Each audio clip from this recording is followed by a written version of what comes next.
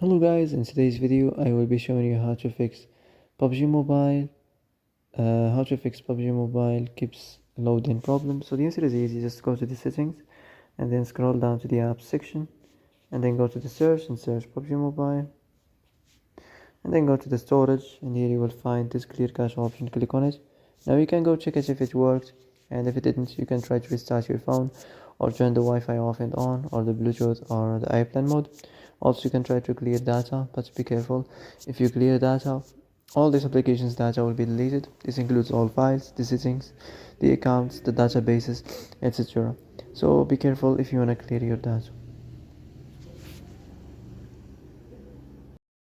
And that's it for today's video. I hope this is the answer you've been looking for. If you like this video, don't forget to like and subscribe, and see you in the next video. Thanks for watching.